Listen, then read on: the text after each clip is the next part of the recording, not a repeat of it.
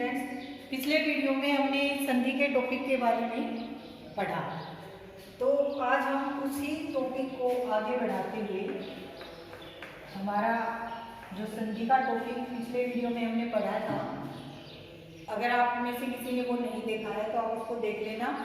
और आगे संधि में हमने पढ़ा था संधि की परिभाषा, संधि शब्द उत्पन्न कैसे हुआ है, संधि का जो भेद है वो कितने हैं। तो उसके आगे हमने पढ़ा था कि संधि के 3 भेद हैं: अच स्वर संधि, व्यंजन हल संधि और विसर्ग संधि। अब जो पहली हमारी संधि है, पहला संधि का भेद है कौन सा? अच स्वर संधि। अच स्वर संधि।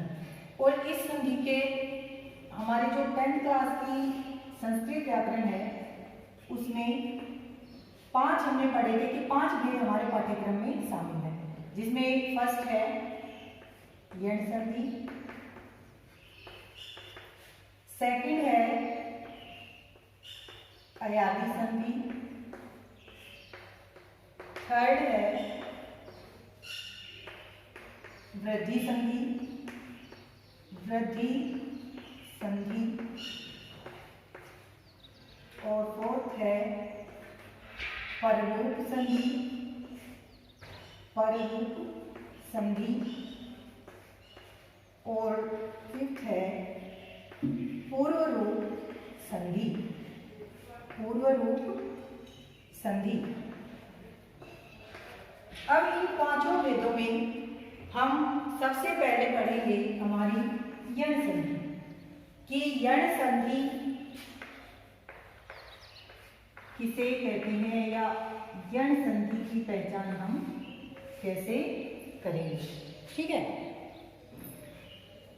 इन सभी भेदों में जो हमने माहेश्वर सूत्र पढ़े थे पिछले वीडियो में, वो सभी अभी देखना आप, हमारे काम आने वाले हैं। यण संधि की पहचान सबसे पहले हम जानेंगे कि यण संधि की पहचान कैसे होती है। देखिए, जब ए आ या कोई भी शब्द ए आ या कोई भी असमान स्वर वर्ण ई उ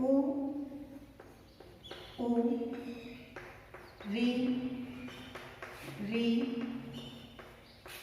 और री के बाद आता है, के बाद आता है, तो इक को क्रमशः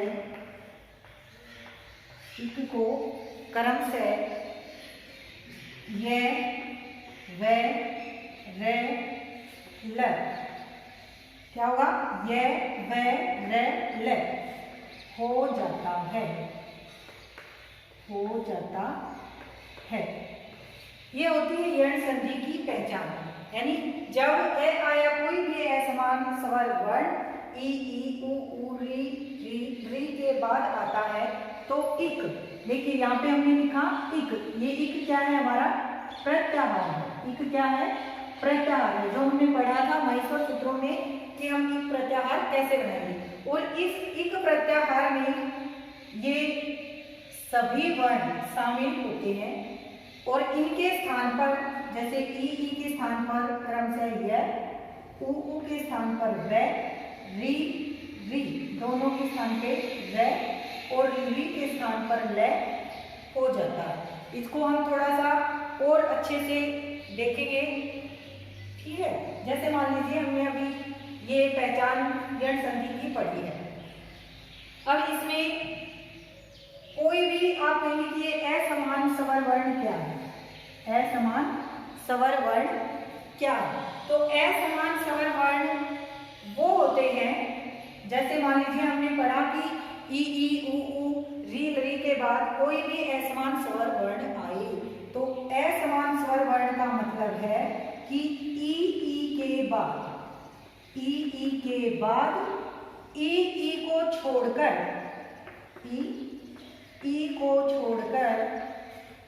कोई भी स्वर वर्ण हो, कोई भी स्वर वर्ण हो, ये होता है असमान। यानी इस ई और ई के बाद ये दोनों नहीं होनी चाहिए। क्या हो सकता है? ऊ होगा या ए हो, आ हो जैसे हमने पहले लिखा है, और री हो, ए हो, आई हो, यानी कोई भी स्वर हो।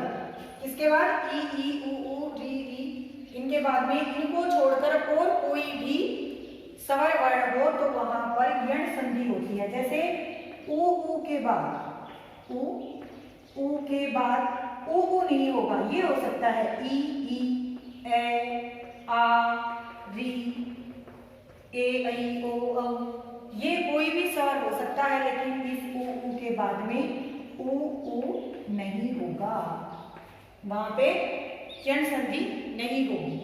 ठीक है, असमान स्वर वर्ण समझ में आया कि वही वर्ण बाद में नहीं होना चाहिए, उसके अतिरिक्त उससे भिन्न कोई भी स्वर वर्ण हो सकता है, लेकिन उसके जैसा उसके समान वर्ण नहीं हो, असमान वर्ण हो।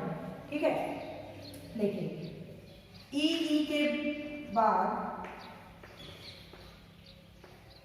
कोई भी असमान वर्ण तो क्या हो जाएगा? इसको य ई को, किसको? ई को क्या हो जाएगा? य। ठीक, फिर ऊ के बाद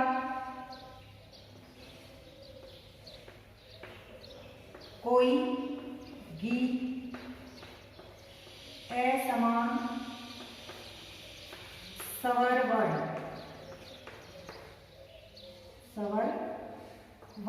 तो क्या हो जाएगा? इसको ऊ को क्या किया हमने? व। ऊ को क्या हो जाएगा? व। री के बाद कोई भी असमान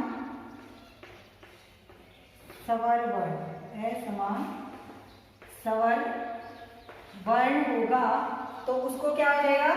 री को क्या होगा? क्या लिखा हमने? र। री को हो जाएगा र।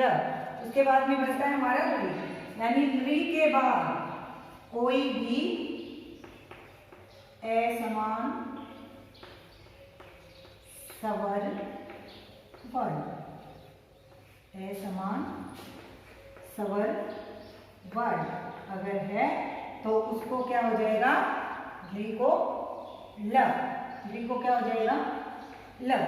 तो ये आप अलग से अपनी नोटबुक में उतार सकते हैं, आपको याद करने में आसानी होगी, क्योंकि कोई भी चीज को जब हम सरल करके लिखते हैं तो उसको याद करने में आसानी होती है कि ई को किसमें बदलेंगे?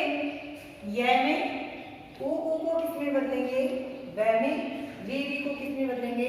र में। और री को किसमें बदलेंगे? ल में। कब बदलेंगे? जब उनके बाद में कोई असमान स्वर वर्ण होगा। ठीक है, यहाँ तक आप इसको एक बार उतार लीजिए। उसके बाद में हम आगे इसके कुछ उदाहरण देखते हैं कि यण संधि के उदाहरण कौन से होते हैं। ठीक है, देखिए यण संधि में जैसा हमने इसकी पहचान में पढ़ा है, अगर इसको और आप याद करना चाहें, सरल करना चाहें, तो जैसे आपके मैथ में और साइंस में सूत्र होते हैं, वैसे ही संस्कृत व्याकरण के भी महर्षि पाणिनि ने सूत्र बनाए हैं। इसलिए उसका संक्षिप्तीकरण करने के लिए, उसको सरल बनाने के लिए, ताकि वो याद करने में क्या हो, हमें आसानी हो। जैसे ये जो यण संधि है, इसके लिए महर्षि पाणिनि ने सूत्र बनाया है, इको यणची, इको यण अची, अर्थात इक प्रत्याहारे यण स्यात् अची परे कहते संहिताया विषय। हिंदी में लिखेंगे तो क्या लिखेंगे, जो हमने पहचान में लिखा था वही, कि इक प्रत्याहार के बाद यदि कोई असमान स्वर वर्ण है तो उस इक प्रत्याहार को क्रम से यण हो जाता है। ठीक है, जैसे हमने इक प्रत्याहार में, जब आप वो महेश्वर सूत्र पहले वाली वीडियो में देखेंगे, हमने आपको बताया था कि कैसे प्रत्याहार बनाने हैं। तो उस इक प्रत्याहार में आपके शामिल होंगे ई, उ, री और ये री और री। प्रत्याहार में सिर्फ हमें इनके लघु ह्रस्व जो रूप है वही देखने को मिलेंगे, कि ई, उ, री और री, लेकिन इसके साथ में इनके दीर्घ रूप भी माने जाते हैं। और आगे क्या है, यण स्यात्, यण स्यात्। जब हम यण प्रत्याहार बनाएंगे तो उसमें हमें 4 वर्ण मिलेंगे, क्या, य, व, र और ल। ठीक है, तो देखिए क्रम से हो गए ना, ई, इन दोनों को क्या होगा, ये होगा। उ, दोनों की जगह पे क्या करेंगे, व करेंगे। और री, दोनों की जगह पे क्या करेंगे, र करेंगे। और री की जगह पे क्या करेंगे, ल। ठीक है, ये और आपको थोड़ा सा सरल करने के लिए मैंने आपको बताया है, ताकि आपको याद करने में आसानी रहे। ये एक छोटा सा सूत्र है, अगर आप इसको याद कर लेते हैं तो आपको इसका जो लंबी चौड़ी परिभाषा है वो याद करने की जरूरत नहीं पड़ेगी। सिर्फ आप इस नाम को याद रख लेंगे कि इक यण स्यात् अची परे, है ना। तो अच का मतलब हो गया स्वर वर्ण, इक ये हो गए सभी, और यण में ये 4 वर्ण हो गए, कि इक के बाद में अगर अची है तो हमें इनको यण करना है। ठीक है, चलिए अब हम इसके उदाहरण देखते हैं। जैसे प्रत्यक्षम, क्या लिखेंगे, प्रति प्लस अक्षम, प्रति प्लस अक्षम। अब देखिए हमने पढ़ा था ना, नियम में क्या पढ़ा था, कि ई के बाद कोई भी असमान स्वर वर्ण आए। यहाँ पे हमारी ई है और उसके बाद में क्या है, ये अक्षम में ए है। इसको थोड़ा सा और हम खोल के लिखते हैं ताकि आपको समझने में आसानी हो। ठीक है, देखिए प्रति प्लस अक्षम, यहाँ पे पर और ये तब। हमारा जो इधर शब्द है वो क्या है, पूर्व पद प्रति। प्रति में तय में ई है और इस ई को हम क्या करेंगे, अलग निकाल देंगे। तो हमारे पास क्या बचेगा, तय अलग, क्योंकि इसका जो स्वर वर्ण था वो हमने निकाल दिया। अब इस धन चिन्ह यानी संधि के आगे जो दूसरा पद है वो क्या है हमारा, अक्षम। अब देखिए क्या कहती है यण संधि, कि यदि पूर्व पद में ई, उ, री हो और उसके बाद में कोई असमान स्वर वर्ण हो तो वहां पर क्या हो जाएगा, ई को य हो जाता है। अब पर ई को हमें क्या कर देना है, ये कर देना है ना। और आगे हमारा दूसरा पद क्या है, अक्षम। दूसरा पद हमारा क्या है, अक्षम। अब ये तय ऐसे का ऐसा रह जाएगा और यह में क्या हो जाएगा, ये ए जो स्वर है वो मिल जाएगा, तो यह क्या हो जाएगा, पूरा हो जाएगा। और हमारे पास क्या बन जाएगा, प्रत्यक्षम। क्या शब्द बन जाएगा, संधि शब्द प्रत्यक्षम। ठीक है, और देख लीजिए जैसे मधु धन अरि, मधु धन अरि। क्या है यहाँ पे, देखिए मैं और ये ध हमने लिख लिया, और ध में जो स्वर है उसको थोड़ा सा अलग लिखेंगे। ठीक है, उसके बाद में दूसरा पद लिखेंगे अरि। देखिए यहाँ पे हमारा यण संधि का नियम बन रहा है कि उ के बाद में कोई भी असमान स्वर वर्ण क्या होगा, ऊ को हम क्या कर देंगे, वह कर देंगे। कैसे, जैसे मैं, ये ध है और ऊ को क्या करेंगे, वह, और ये अरि। ठीक है, अरि हो गया। अब इनको सभी को हम जोड़ेंगे और जोड़ेंगे तो क्या बन जाएगा, ये मैं ध, क्योंकि यहाँ पे कोई स्वरवर्ण नहीं है, जो था वो हमने निकाल दिया और उसकी जगह पे वह हो गया। ठीक है, तो वह, और इस वह में ये ए आ जाएगा क्योंकि वह के बाद स्वरवर्ण है, ये इसके साथ हो जाएगा, तो वह हमारा पूरा हो जाएगा। क्या बन जाएगा, मधवरी। क्या बन जाएगा, मधवरी।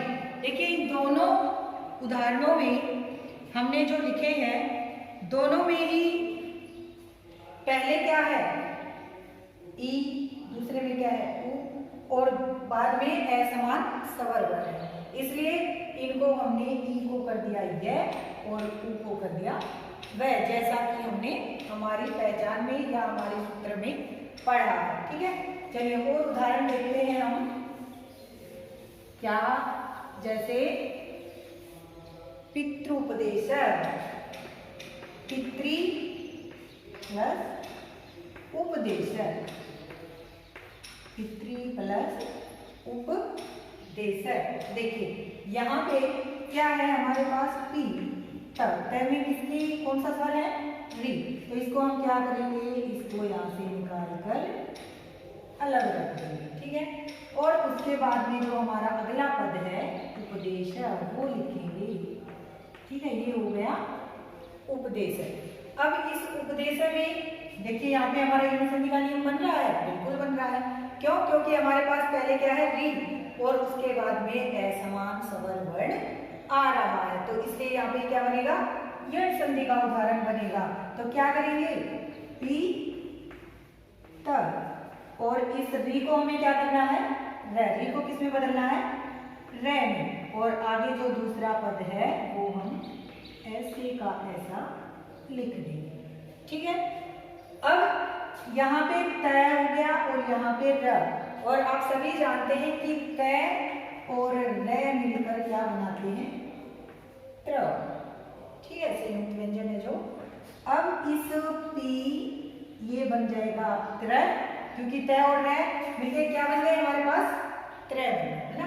और आगे हमारे पास स्वर क्या है, ऊ, तो ऊ का क्या होगा, ऊ को हम इसके साथ लगा देंगे, तो ये क्या बन जाएगा, पितृपदेश, पितृपदेश। ठीक है, ये हो गया हमारा री का उदाहरण। और जैसे देखिए ले का, री प्लस आकृति, री प्लस आकृति। ठीक है, अब क्या है हमारा ऋण संधि क्या कहती है कि अगर ई, ई, ऊ, री और री के बाद असमान स्वरवर्ण आ रहा है तो री को हम क्या करेंगे, ल करेंगे। क्या करेंगे, ल, तो ये ल हो गया। और आगे हमारे पास क्या है, आकृति, आगे हमारे पास क्या है, आकृति। अब ये ल हलंत है, यानी इसमें कोई स्वरवर्ण नहीं है, और आगे हमारे पास स्वरवर्ण है, तो ये इसके साथ लिख देंगे। क्या बन जाएगा, लाकृति। क्या बन जाएगा, लाकृति। ठीक है, देखिए पितृपदेश, री, आकृति, हमारे सभी वर्णों के उदाहरण हमने एक एक समझ लिए हैं। और देख लीजिए, जैसे देव ऋषि, देव ऋषि क्या होगा, देव धन ऋषि, या वधु धन अर्थी, वधु धन अर्थी। देखिए यहाँ पे क्या है, व और ध में जो स्वर है उसको हम क्या करेंगे, अलग निकाल देंगे, तो ये क्या बनेगा, ऊ को हम अलग लिख देंगे, और आगे क्या है, अर्थी, आगे क्या है, अर्थी। अब देखिए ऊ के स्थान पे हमें क्या करना है, व, क्योंकि यहाँ पे ऋण संधि का नियम बन रहा है। ई, ऊ के बाद में क्या है, ए समान स्वर वर्ण है, तो यहाँ पर उ के स्थान पे हो जाएगा व। उ के स्थान पे क्या हो जाएगा? व। तो हमारा संधि शब्द बनकर क्या तैयार होगा? वधवरथी, वधवरथी। क्योंकि व में ये ए मिल जाएगा, क्या मिल जाएगा? उधर से ए मिल जाएगा, और ए मिल जाएगा तो ये बन जाएगा वधवरथी। बात का जो अर्थ है वो हम इसके साथ जोड़ देंगे तो बन जाएगा वधवरथी। और देखिए जैसे प्रत्येकम, प्रत्येकम, प्रति धन एकम, प्रतिधन एकम। अब देखिए यहाँ पे भी एंड संधि का नियम बन रहा है। त के बाद क्या है हमारे पास? ई, और आगे क्या है? ए समान स्वर वर्ण हमारे पास है। ए है ना? क्या नहीं होना चाहिए? ई के बाद ई नहीं होना चाहिए, ऊ के बाद ऊ नहीं होना चाहिए, री के बाद री नहीं होनी चाहिए, री के बाद री नहीं होनी चाहिए। बाकी कोई भी स्वर वर्ण हो तो हम वहां पर यह संधि हमारी होगी। अब ई है, उसके बाद में समान स्वर वर्ण है, तो क्या होगा? ई को हम क्या कर देंगे? ये। क्या कर देंगे? ये। अब इसको संधि करके जैसे हम लिखेंगे ये हो गया, और ये एकम है ना। अब इसको संधि करके लिख देंगे तो प्र हमारा आधा हो गया, और यह के साथ ये स्वर की मात्रा हम लगा देंगे तो क्या बन जाएगा? प्रत्येकम, प्रत्येकम। यण संधि मेरे हिसाब से आपको समझ में आ गई होगी। अब दूसरी जो हमारी संधि है वो है अयादी संधि। अर्थ स्वर संधि का जो दूसरा वेद हमारे पाठ्यक्रम में है वो क्या है? अयादी, अयादी संधि। ठीक है, देखिए इस अयादी संधि में भी क्या है? एक सूत्र है। हर संधि में सूत्र है। अयादी संधि के लिए भी उसे आसान सरल बनाने के लिए महर्षि पाणिनि ने सूत्र दिया है। क्या दिया है? एचो अय वा या, एचो अय वा या।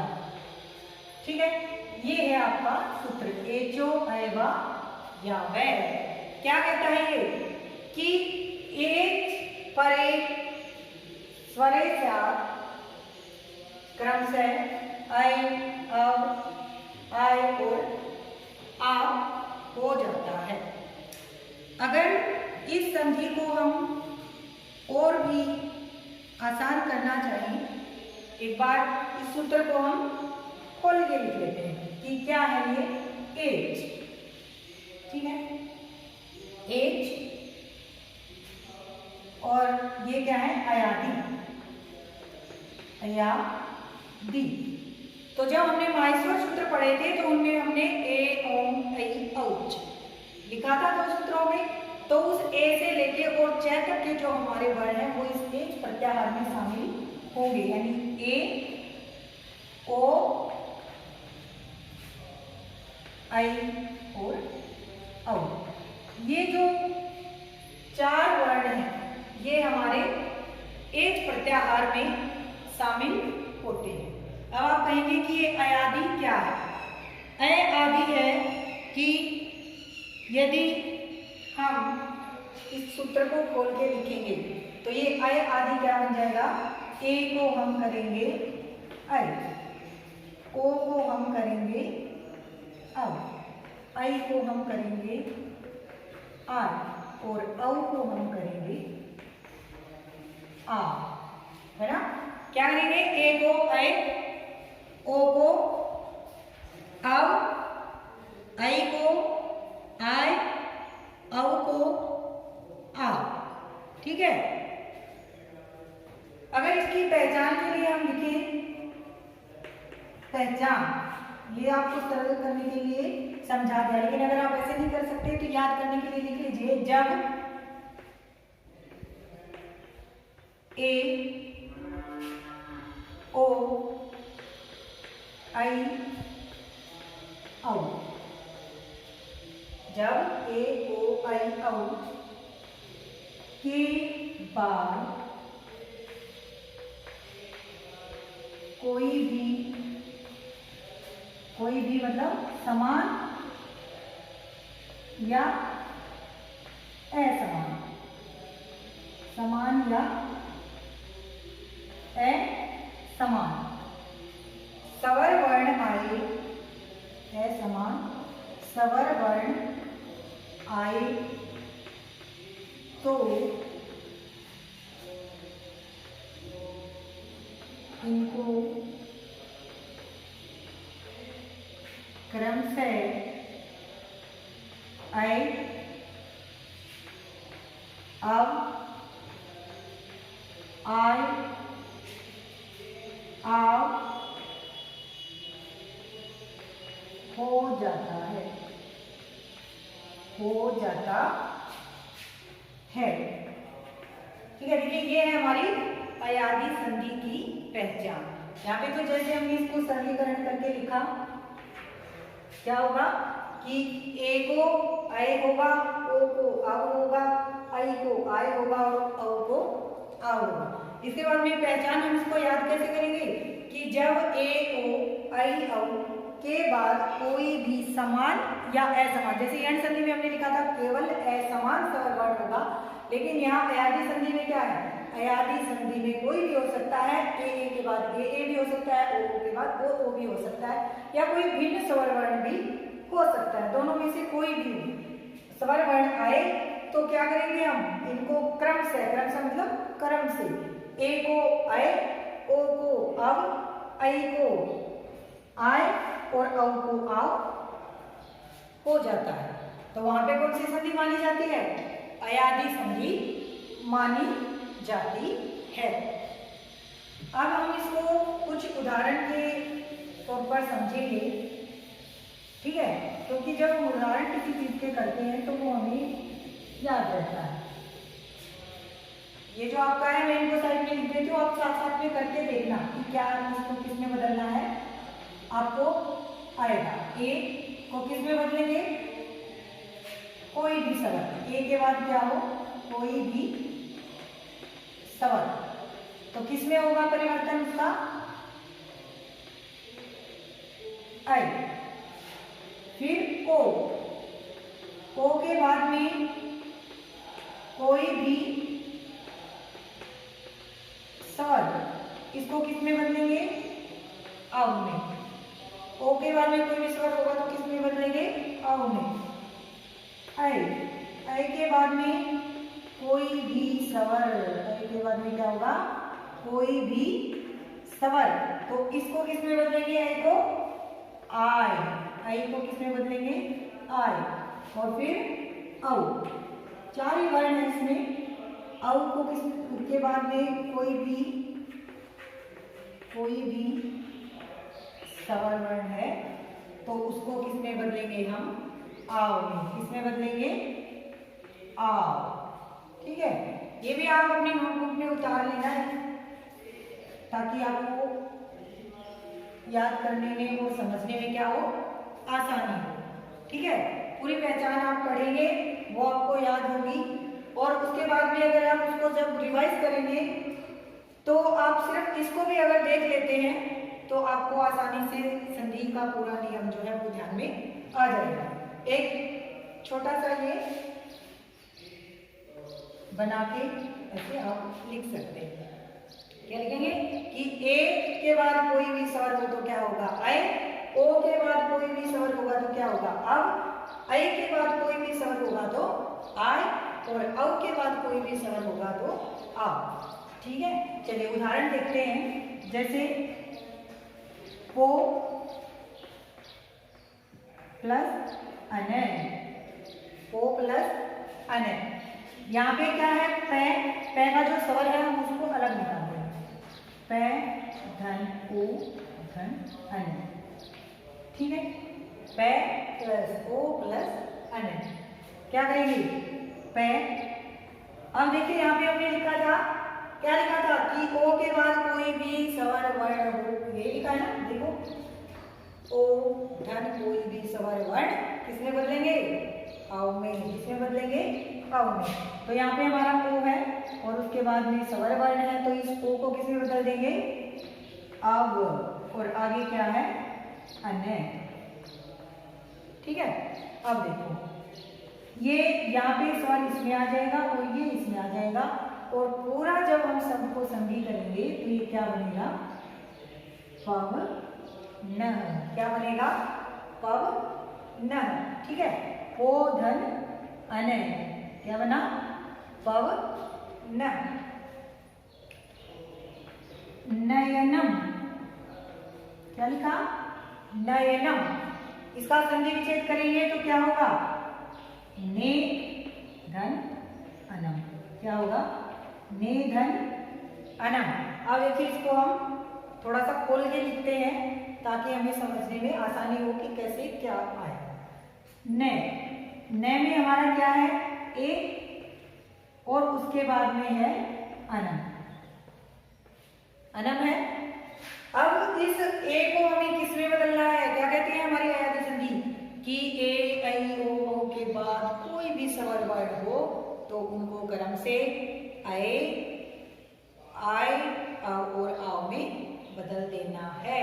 अब हमारे पास ए है, देखिए क्या लिखा है यहाँ पर हमने कि ए के बाद कोई भी स्वर वर्ण है तो उसको हम अय में बदलेंगे। किसको? इस ए को। किसको? इस ए को। तो चलिए हम इसे बदल देते हैं किसमें? अय में। ये हमने इसको अय में बदल दिया और आगे जो दूसरा पद है हमारा वो हम ऐसे का ऐसा लिख देंगे। ठीक है। अब देखिए ये न और ये दोनों अलग है, मतलब इनमें कोई स्वर नहीं है। जब हम इनको साथ में लिखेंगे तो ये जो स्वर है ये न में आ जाएगा और ये ए स्वर ये में आ जाएगा। तो हमारा क्या बन जाएगा? नयन में नयनम। ठीक है। क्या आ जाएगा? नयनम। ये आप एक बार स्क्रीनशॉट ले ले या फिर इसको लिख ले आप साथ में, समझ के बाद में लिख लेना, लेकिन आप इसको उतारना जरूर। आगे हम और उदाहरण देखते हैं। जैसे पौ धन अकह। पौ धन अकह। यहाँ पे क्या है? पै। पै में औ और बाद में हमारे पास क्या है? ए और क। अकर। अब संधि क्या कहती है कि औ के बाद कोई भी मतलब कोई भी स्वर वर्ण है तो उस औ को हम किसमें बदलेंगे? आव में। किसमें बदलेंगे? आव में। तो यहाँ पे पै औ को बदल देंगे आव और ये हमारा क्या है? अकै। ठीक है। अब इनको हम जोड़ के संधि करके लिखेंगे तो ये इसमें स्वर मिल जाएगा और ये इसमें, और जब इनको बना के लिखेंगे तो हमारा जो पूरा शब्द बनेगा वो क्या बनेगा? प आ पा व कह। ठीक है। क्या बना? पावकह। और अगर इसको संधि विच्छेद करेंगे तो कैसे करेंगे? पौ धन अकह। पौ धन अकह। देखिए अगर संधि विच्छेद हमारे सामने है तो इसको अलग अलग करके हम आसानी से कर लेंगे, लेकिन अगर संधि पद हमारे सामने है जैसे पावकह और उसको हमें अलग करके संधि विच्छेद करके संधि का नाम बताना है तो आप इसकी पहचान कैसे करेंगे? जो यहाँ पे उच्चारण आता है ना अय, आय, अव और आव, तो वहां से हम उसके टुकड़े करके और उस जैसे ध्वनि यहाँ पे किसकी आ रही है? पै में आव की और आगे अकर, और आव किसकी जगह पे करते हैं हम? वहां पे जब हमने पहले लिखा था औ की जगह पे करते हैं। तो देखिए इसको जोड़ लीजिए, क्या बन जाएगा? ये पर औ और बाद में क्या बनता है? अकर। ये हो जाएगा पावर कर। एक उदाहरण और देखिए, जैसे नायकर, क्या हो जाएगा? नायकर। क। चलिए इसका हम संधि विच्छेद करते हैं। संधि विच्छेद कैसे होगा? देखिए किसकी हम उच्चारण करते हैं तो नायक, नायक। आय की आवाज आ रही है, आय का उच्चारण हो रहा है। अब हमने पढ़ा था कि आय हम किसको बदलते हैं? आय में, आई को, है ना, आई को बदलेंगे आय में। तो यहाँ पे क्या करेंगे? न, और ये आई और अकह, दूसरा पद यू का यू आएगा। अब इस आई को हम यहाँ पे कर देंगे क्योंकि ये न क्या है? आधा है। नई प्लस अकह, नायक। और संधि विच्छेद हमारे पास है तो कैसे करेंगे? अलग करके लिख लो इसको। ये जो नहीं धन अकह आया है इसको थोड़ा अलग करके लिख लो। न के ऊपर मात्रा किसकी है? आई की, और आगे क्या है? ये अकह। अब बदल दो इसको। न को किस में बदलेंगे? आई को आय में। किस में बदलेंगे? आय में। और आगे क्या है? ये अकह। तो क्या बन जाएगा? ये नायक, नायक। आ गया समझ में? ये आपकी दो संधि आज हमने पढ़ी है, यण संधि और अयाध्य संधि। इनको आप अपनी नोटबुक में उतार के और याद करना। Thanks for watching. जय हिंद, जय भारत।